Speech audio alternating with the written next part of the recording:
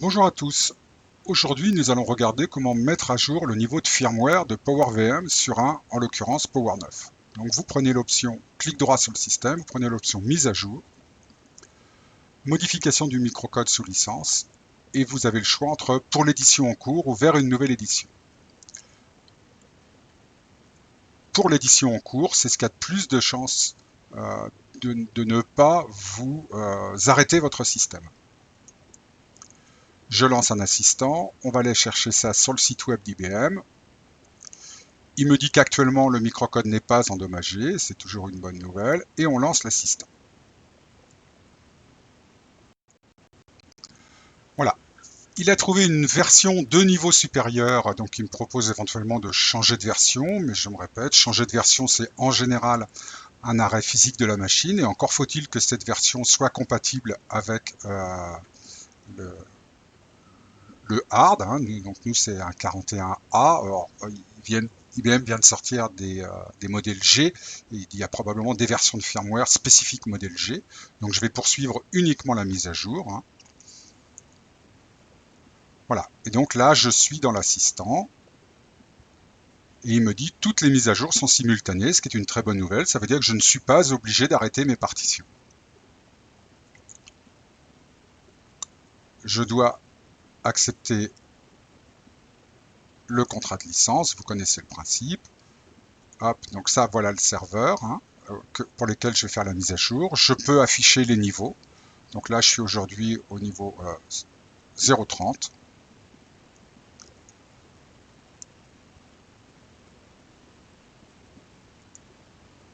Et c'est parti.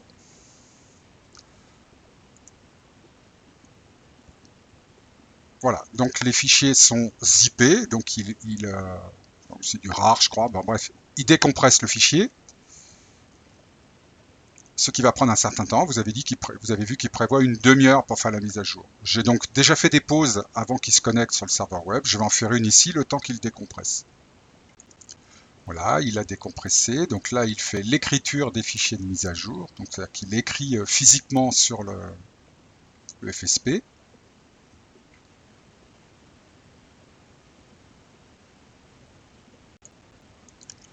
Et j'ai régulièrement un état d'avancement avec le nombre d'octets qui ont été écrits.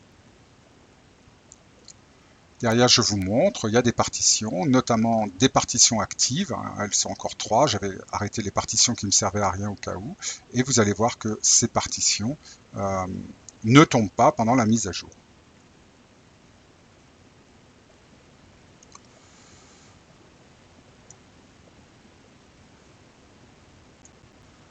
Voilà, plusieurs fichiers sont écrits sur le disque flash du FSP, là.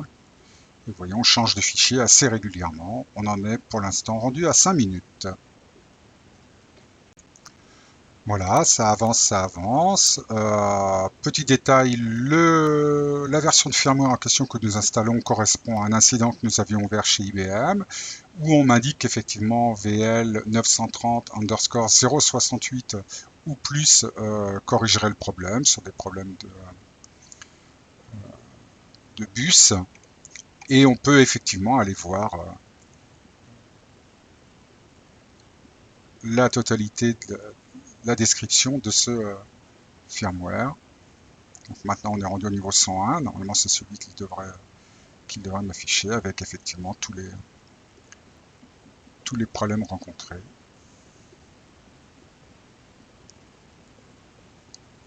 La taille totale du firmware et éventuellement la possibilité d'aller chercher le firmware à l'avance si vous ne vouliez pas aller le chercher sur le serveur d'IBM.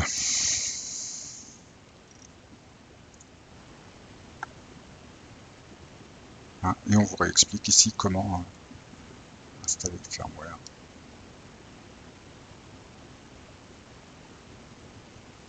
Si vous avez besoin. Voilà, ici ça se poursuit, nous en sommes à 10 minutes. Voilà, l'activation a commencé, ça redémarre le processeur FSP. Si vous étiez dans la salle machine, vous entendriez les ventilos partir à bloc. Voilà. Hein. Donc vous avez vu, il a mis 10 minutes à peu près à tout faire. Le processeur redémarre. Voilà, le processeur redémarre toujours. Je ne sais pas si vous avez vu tout à l'heure, on avait perdu la connexion avec le serveur. Cette fois-ci, il note que le serveur redémarre, donc on est vraiment à l'état d'initialisation. Par contre, mes partitions sont toujours actives. Hein. Voilà. Donc il a perdu la connexion, donc il ne peut pas vous montrer si les partitions sont actives ou pas à travers la HMC, mais je constate moi que je n'ai pas de soucis avec mes partitions. Elles sont bien là.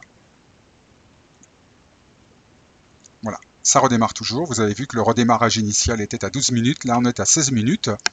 Voilà. Et maintenant que le processeur est à nouveau en fonction, je vois bien l'état de mes partitions ici. Donc il y a vraiment eu une petite coupure entre la HMC et le processeur de service. Mais encore une fois, cette coupure n'a pas eu d'impact sur les partitions elles-mêmes. Je remets sur pause.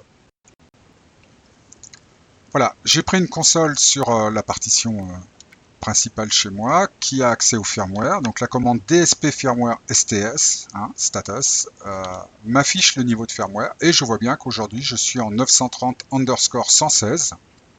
D'accord. Avant j'étais au niveau 0.48. Hein, et si vous vous rappelez bien, IBM me conseillait le niveau supérieur. Voilà, donc ça prouve bien que ça a été activé. Le redémarrage est terminé ici.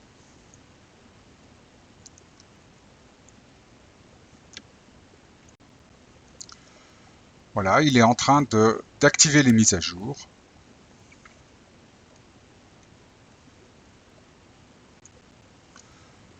Voilà, pour info, il me dit le microcode sous licence a été mis à jour, toutes les mises à jour sont terminées, je peux faire OK.